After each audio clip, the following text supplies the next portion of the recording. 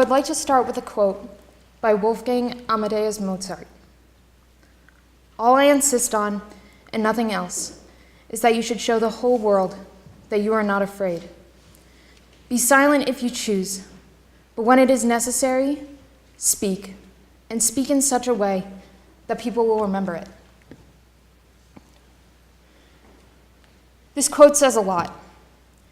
The essence of speaking is very powerful, and though it is often taken for granted, talking is one of the greatest ways to show our emotions and what we're thinking.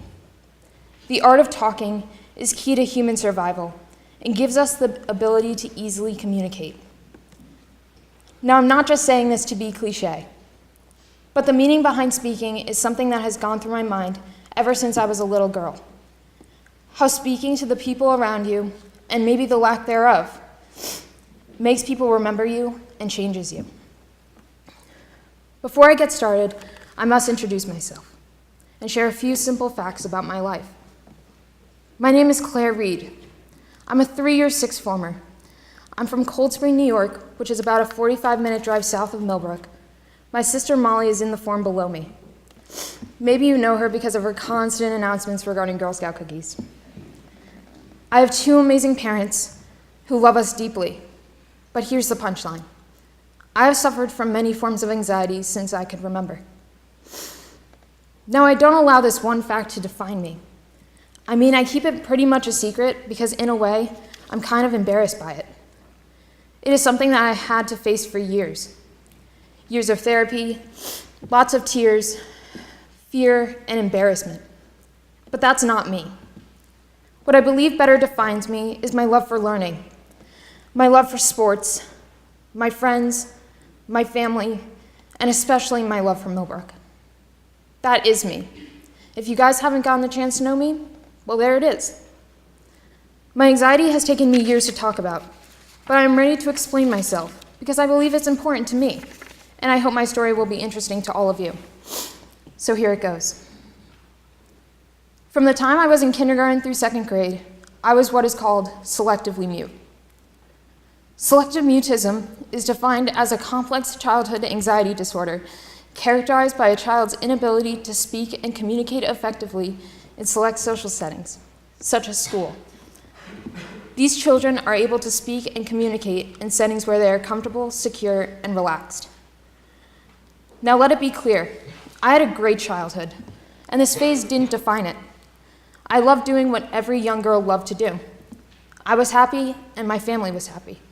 This was just one small blip. Okay, maybe it was a big blip.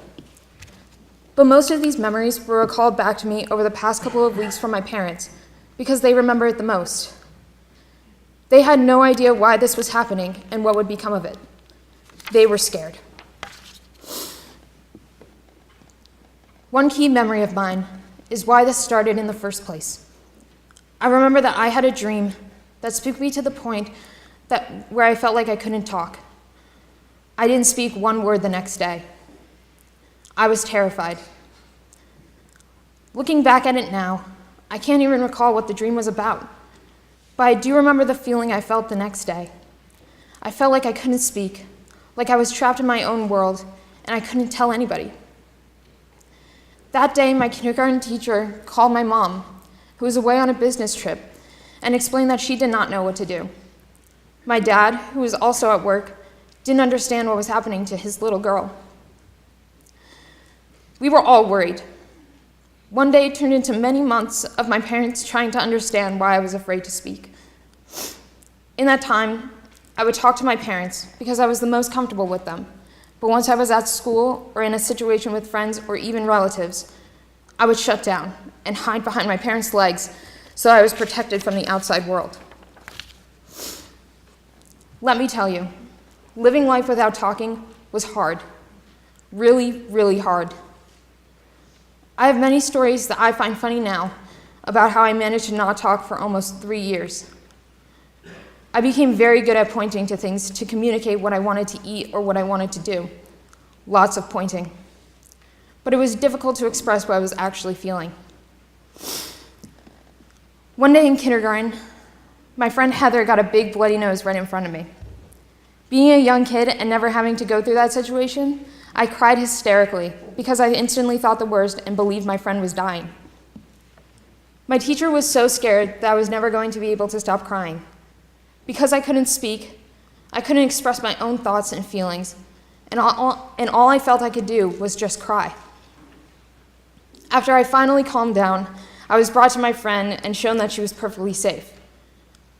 That story still makes me cringe today because it was not fun to witness all of that, but it does show how my lack of talking really affected the way I communicated. Not with words, but with tears. Another story my mom brought up to me was the fact that kids always wanted to understand why I never spoke. I later found out that most of the kids actually wanted to bet each other if they could make me talk, and they would attempt many ways to get me to speak or say something. They would try to trick me into talking. In many instances, if I was walking in town or walking home from school, kids would try to hear me talk when I quietly whispered to my parents. One day, when I was picked up on the playground, I said something quietly to my mom, and a kid yelled, "I heard you, Claire. I heard you speak." As I still do out of sheer embarrassment, I instantly turned bright red and did not talk until I was back home. Again, pretty comical stories, but this was my everyday life. A few weeks after the start of the mutism, my parents made the decision to take me to a therapist. Of course, I didn't speak directly to the therapist for months, but through her work with my parents and I, her office became a comfortable space for me to talk about my fears and goals for overcoming my selective mutism. I remember that the therapist took me on walks in town and tried to make me more open about talking to local townspeople like shop owners and restaurant owners. This was key to me finding comfort in other people and ultimately working towards the goal of speaking to my friends and my family. This situation went on for almost 3 years. I had worked up many aspirations to talk to people, such as my close friends and my relatives, but it was very hard for me to free myself from this fear because how I believed people perceived me and how I would be treated afterwards. This new part of my anxiety essentially made me wait longer to start talking to everyone because I was so worried about what other people thought of me. When I was in 2nd grade, I finally made the decision that it was time for me to beat this anxiety and to begin speaking to the kids around me. As my mom reminded me, I made the personal goal to speak before Martin Luther King Day that year. I have no clue how I decided to stick to this one day, but surprisingly, I stuck to it. The actual event that happened when my beautiful golden voice was heard for the very first time was actually totally unplanned. I remember playing a game at a computer in my 2nd grade classroom, and a girl in my class started to tickle me. Yes, she came up behind me and tickled my sides.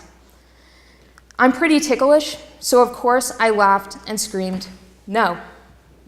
Yep, that was my first word after years of silence, a loud, resounding no. And I'm happy to say I've not stopped talking since. But here's the clincher. Even though this one part of extreme anxiety and of selective mutism was over, I still felt like I couldn't be who I wanted to be. I wanted to be someone new, an extrovert even. Not because I felt forced to do so, but because I wanted to speak. A lot. Now I always felt like I had something to say. Unfortunately, I was always remembered in school as the girl who didn't talk. Fairly often, one of my classmates would bring it up and ask nonchalantly, "Remember when you didn't talk for like 3 years?" I'd reply with a polite yes, but what I really wanted to say was something along the lines of course I remember. It was my life. I was the one who had the fear of speaking to people, and now all I feel is that I'm trapped inside this old story. I couldn't fault my friends for wanting to know why I didn't speak, but I felt like I was never going to escape my past. I was stuck with the same group of kids my whole life. Literally, from kindergarten to high school, we were in the same school and the same classes. There really was no escaping the comments because these kids knew me and my past. As the years went on, I got more frustrated every time I heard someone discuss that period of anxiety. I felt like I was never going to be able to show who I was really meant to be in the school environment. It was frustrating and draining. Once high school hit, I felt beyond ready to branch out. I had a great group of friends. I finally felt comfortable, but not comfortable enough to be a leader in my grade and in my school, which is what I really wanted to be. This made me feel like I was never going to be happy in my old school because there were too many memories and too many emotions around my old anxieties that I just couldn't shake. I was hopeless that I can find a balance in my life at public school and being surrounded by people who have known me through my ups and my downs. I wanted something new. I was eager to find a school where I could become the real me and where I could excel in areas that I couldn't do so before. I was afraid to make this move, but I knew it would be worth it in the end. With my family supporting me, I started to look at boarding schools.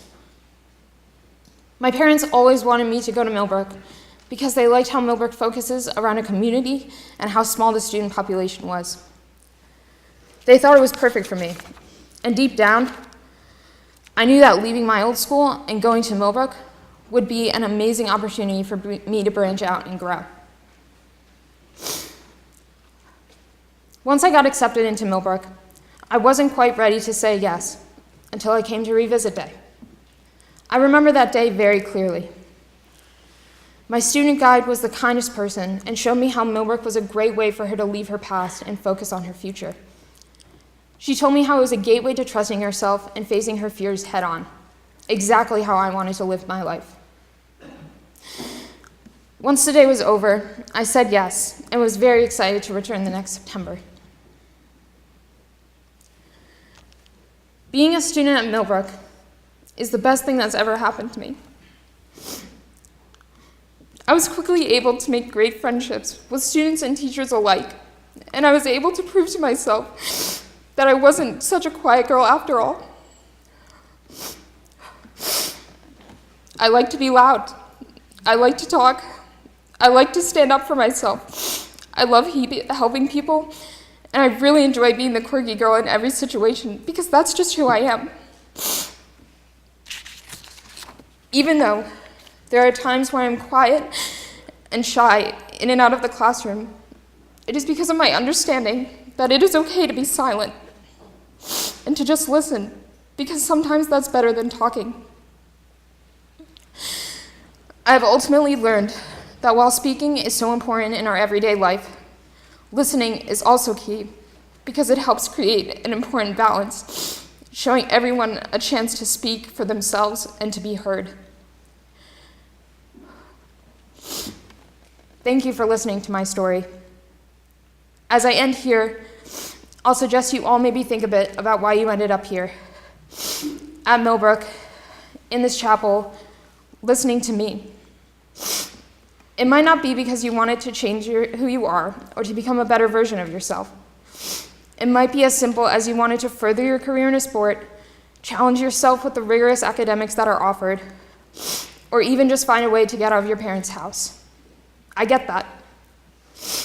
But once you leave this chapel tonight, try thinking about how Millbrook has changed you, how Millbrook has shifted your thinking, and why you ended up saying yes to this school. Who knows? The real reason that you decided to come to this school might surprise you.